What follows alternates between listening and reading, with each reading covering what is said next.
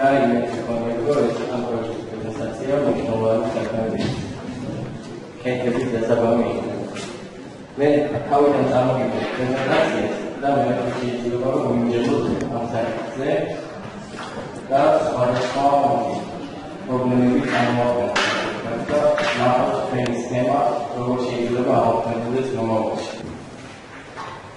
წარმოგიდგენთ ჩვენ პროექტს საქართველოს შეარჩევის არის და პირველ რიგში მინდა იმისტრება მოვახდინო იმის თუ რაც განიცდის ჩაბარების შემდეგ სტუდენტი ადმინისტრაციასთან ურთიერთობის დროს.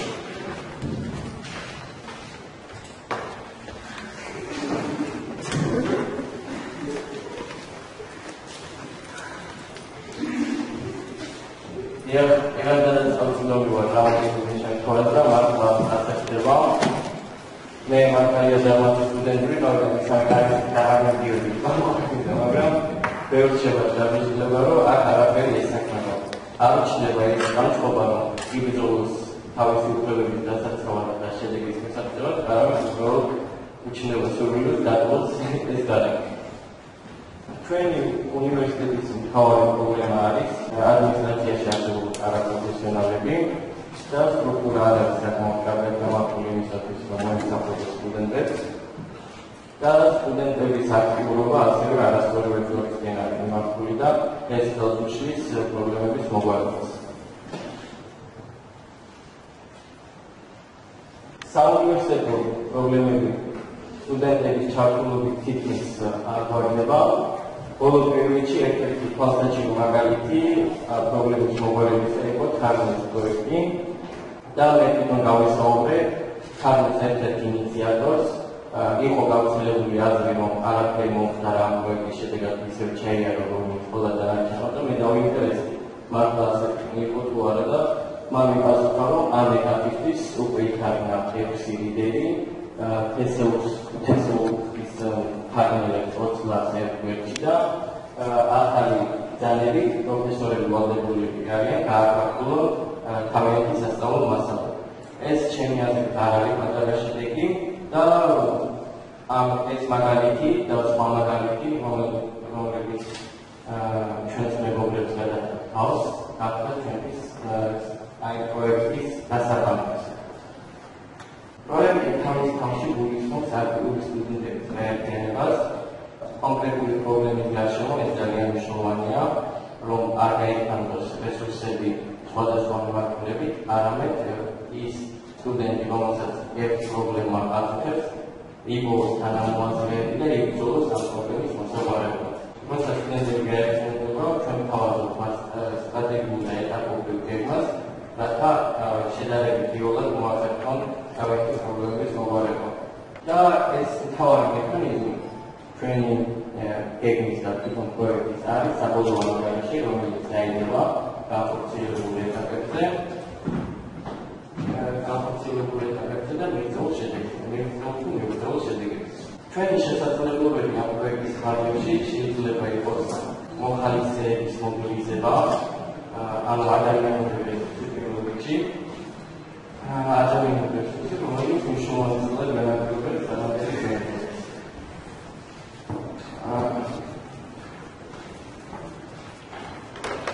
ასევე აღსანიშნავია ის, რომ ჩვენ გვაქვს უკვე მე ჩემს მეგობრებს ორგანიზაციის ფარგლებში და არა მარტო გვაქვს ფაზისი გადამეტყვი პროექტების კეთილი, რაც თავისუფლად გარკვეულშება ითვლება, ასე ვთქვათ, ამ დობის ფაქტორების შედარებით მაღალი.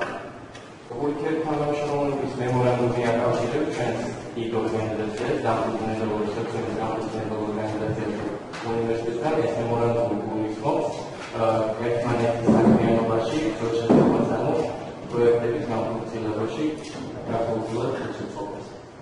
პროექტის მიზანია პირველ რიგში სტუდენტების სულისკვეთების ამაღლება, ხშირად სტუდენტობის უმოქმედობას ნიჰილიზმის აბრალებენ. მიიჩნევა, რომ სტუდენტები იმედიაცრუების გამო არ არიან აქტიურები და ჩვენ ვცდილობთ, რომ პატარა გამარჯვებების გზით ავამახვილოთ სტუდენტების სულისკვეთება. აქტიური სტუდენტების წარმოჩენას გულისხმობს ეს პროექტი ასევე და ეს ძალიან კარგია, ფექტობრივად შეიძლება საუბრობთ, რომ თავიანთი ეგოებით ასაკმაყოფილებლად აქტიურობენ გარკვეული ჯგუფები და ეს ჩვენი პროექტი რომელსაც შესაძლებლობას იძლევა ეგრეთ დაიმოქმედოს და პრობლემას მოაგვაროს. ასევე ჩვენი მნიშვნელოვანია პრობლემის მოგვარების გარკვეული სტანდარტების განერგვა, თუ მოხერხდება ამ სტანდარტით. პრობლემის მოგვარება ეს ძალიან მნიშვნელოვანი იქნება. შემდეგი გამოცდილებისთვის ჩვენ არანაირად არ გვინდა რომ ექსკლუზივს ვფლობდეთ პრობლემების მოგვარებაში, არამედ ჩვენ გვინდა წარმოაჩინოთ გზას სქემა, რომლის მიხედვით ნებისმიერ აქტივისტებთან შეიძლება თავის გარშემო თანამოაზრეების შეგროვება და პრობლემების გადაწყვეტა. და ასევე მნიშვნელოვანია სტუდენტების ერთიანობა, ეს შეიძლება პირველ კატეგორიაში გავაერთიანოთ პრინციპში. ძალიან მნიშვნელოვანია სტუდენტებმა იგრძნონ თავიანთი გაერთიანების ძალები და ეს ისევ მეორე გადაგამართლების მიღწევის სიხარულით, რომელსაც შემდეგ დიდი გამარჯვებაც კონცერტებმა. ადმინისტრაციასთან სწორი შედეგზე ორიენტირებული ურთიერთობის ფორმის გამოცემა სისახავ ჩვენი პროექტი მისდა, რაც საბოლოო ჯამში იმას წარადგება, რაც ჩვენ გვაერთიანებს ადმინისტრაციაში სტუდენტებს, ეს არის უნივერსიტეტი. ეს არის ჩვენი მოქმედების კონკრეტული სქემა. ეს საკმაოდ ცენტრალიზებული სქემა, რომელიც ასეც არის საჭირო, იმიტომ რომ ეს არ შეიძლება იყოს ძელვადიანი გაწილვადი სქემა, იმიტომ ასეთი პროექტები მრავლად არის უკვე და არც ერთ შემთხვევაში ჩვენ არ გვინდა რომ დაისახოს სხვა ისეთი პროექტებს, რომლებიც ვერ ფუნქციონდება, დროზე არ ეწდება, შედეგის მიღწევის გარეშე ეწდება და ჩვენ გუნდთან ერთად ძალიან ბევრი მუშაობთ ამ სქემაზე სარეკლამო. ყველაზე უმთავრესი როლი აქ არის პროექტის ხელმძღვანელი, უმთავრესი ფუნქციონალური როლი წარმოჩენით ჩვენ ვეცდებით რომ ყველაზე წარმოჩენილი თვითონ პრობლემის ინიციატორი იყოს და რაღაც შემთხვევაში ჩვენ არ მივიწეროთ ვინმეს აქტიურობა, პრობლემის მოგვარებაში დაინტერესებულობა და ასე შემდეგ.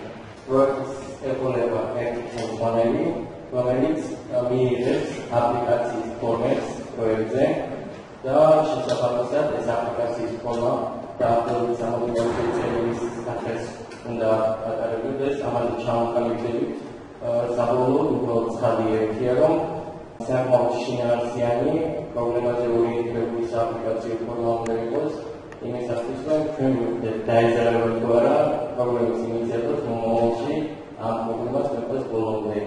ვისაც აპლიკაციის ფორმის შესრულების იზრდება, შესაბამისად ის არ იქნება გამოსადეგი პრობლემის მოსაგვარებლად. ამიტომ პროექტის ხელმძღვანელი მიიღებს ამ აპლიკაციის ფორმას, თვითონ გაერკვევა ვადებზე შემდეგ ესაუბრები, თვითონ გაერკვევა პრობლემის შინაარსი და თუ ეს პრობლემა მართლაც არსებობს, მაშინ ჩაეშვება ეს პროცესი პირველ რიგში პრობლემის ინიციატორი უკვე გყავს, ვინც მოდის ჩვენთან პრობლემით და ჩვენ მას შევაძლოთ დამყარებულ შკოლს.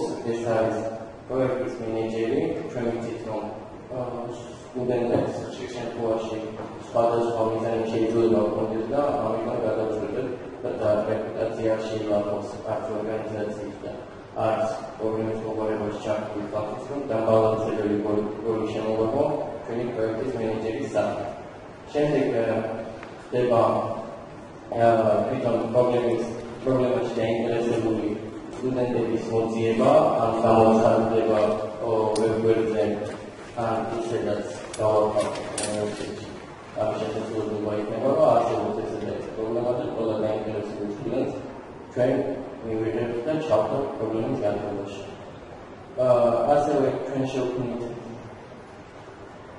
შევქმნით პრობლემის გარშემო მომუშავე ჯგუფს, რომელიც საბოლოო ჯამში ჩამოაყალიბებს ერთობლივ სამუშაო ჯგუფს პრობლემის ეს ჯგუფი განხილვის პრობლემის ინიციატორებისა და ჩვენი ასე ვთქვათ მენეჯერებისაგან და საბოლოო ჯამში ეს ქიმიური გამოიწვევს იმას, რომ მოხდება პრობლემის აქტუალიზაცია, წინ წამოწევა და მის გარშემო ჯერობის დაწყება.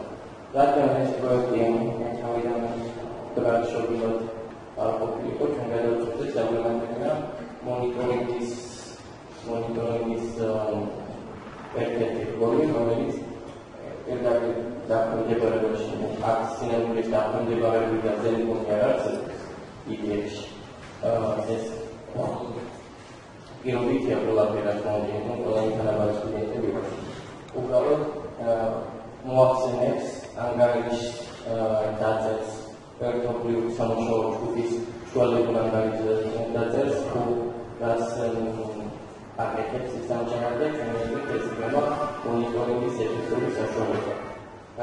რაც შეეხება ვალებს, ჩვენ გადავწყვეტეთ, რომ სენსორული მიზეზების გამო არ შეიძლება ეს ძალიან გაძლიერებული პროცესი იყოს და ამიტომ შემოვშალოთ შემდეგი ცხრილი პრობლემის ინიციირება გულისხმობს იმას, რომ მოდის ჩვენთან აქტიური სტუდენტი, რომელიც დაინტერესებული პრობლემის მოგვარებაში და გვასწრის ჩვენ პრობლემას. ჩვენ ვსჯელობთ ამ პრობლემაზე ხდებით გადაწყვეტილების მიმართ პირებს, რომ ეს პრობლემა შინაარსში ვერკვევით და 3 დღის ვადაში ვაწვდით მას პასუხს ხასიათისგან დავხვალოთ არც 3 დღის მაქსიმუმ 3 დღეში, არამედ 3 დღის ვადაში შეიძლება იყოს ერთი პრობლემიდან გამომდინარე. ან მაქსიმუმ 3. ჩვენ ვაწვდით მას პასუხს შეიძლება თუ არა ამ პრობლემის მიღება და განხილვა. მაგალითისთვის ეს იგი რომ მოვიდოდი უნივერსიტეტში, ჩემი მოძრავი ავტომობილიდან შევეცდამ პორტფოლიო სკოლა ქუჩაში. რა თქმა უნდა, ეს პრობლემები ჩვენ ვერ განსახილველად და ვერ მოვახერხებთ ვადაში მოსდევას. სამუშაო ჯგუფის რის შემდეგაც პრობლემა ჩაეშურვა თქვენ მიიღებთ ჩვენ პრობლემას. ამის შემდეგ ხდება აქტიური სხვა სტუდენტების ჩართვა ამ საკითხში, რომელთაც სტუდენტებს აწუხებს ეს პრობლემა, შეიძლება თავისუფლად ჩაერთონ მის მოგვარებაში, გამოფხატა თავიანთი მოსაზრებები, მაქსიმუმ 12-15-კაციანი ჯგუფები იქნება, ფსიქოლოგიური წარმოდგენილი და არათანხმებით, რომ ამაზე არაეფექტური იქნება ჯგუფი. თუმცა ჩვენ არავითარ შემთხვევაში ექსკლუზივს გამოვიხსნავთ თავიდანვე და ლიმიტს არავითარ შემთხვევაში არ თუ ისეთი პრობლემა იქნება, სადაც ბევრი ასეული ჩაერთოს, ჩვენ უბრალოდ ჯგუფებს, ცალ-ცალკე ჯგუფებს გავამატებთ, ასევე შეიძლება ინტერაქტიულად ჩაერთონ სტუდენტებს პროცესში, გამოგზავნონ თავის მოსაზრებები, მეილში და ჯგუფში ერთ-ერთი ადამიანი სპეციალიზირებული იქნება ინტერნეტიდან მიღებულ მოსაზრებების დამუშავებაზე. შემდეგ 7 დღის განმავლობაში, როცა ეს პროექტი სინამდვილეში მოიაზრებს ძალიან გაზარდა უცნაურობას, ძალიან ბევრი არასწორი განშერებას, დიდ სამუშაო პროცესში, რადგან საჭიროა ეს ჯგუფი მეილს ყველა იმ გადაწყვეტილების მქონე პიროვნებასთან შესაძლებელი განხორციელებასა, რომელსაც ხელისუფლება ამ პრობლემის მოგვარება გაერთოს იმ მიზეზებში, თუ გადამოიხსნება ამ პრობლემის მოგვარება და ამ შუქებშივე განახორციელოს ამის განხილვა. შემდეგ შუალედური რეკომენდაცია და პრობლემის ანალიზი გადაიგზავნება ამ პიროვნებებს, ვინაც ხელისუფლება პრობლემის გადაწყვეტა და 5 დღის ვადაში ექნება ადმინისტრაციას, ანუ პასუხისმგებლობის გადაწყვეტილების მიმართ პირებს, რომ განიხილონ ეს პრობლემა, ჩამოყალიბონ მოსაზრებები და გააცნონ ისინი დაინტერესებულ სტუდენტებს. ამ ვადის გასვლის შემდეგ 5 დღის ვადაში მომზადდება ყველაზე მნიშვნელოვანი ეტაპი ეს არის საბოლოო გამომზადდება, სადაც აღიწერება პრობლემების მოგვარებაში ჩართული პირები, თუ რა ნაბიჯები გადაიდგა, რა შედეგები გამიგზავნი, რა შედეგებს ვერ მივაღწია, მისი მიზეზები, ყველაფერი ჩამოიწერება, ასე ვთქვათ, ანალიზი გაკეთდება და განხორციელდება და საჯარო გვერდზე, რათა ყველანი იცოდეს, თუ რა შემდგომარეობა ამ პრობლემის მოგვარების თუ ვერ მოგვარების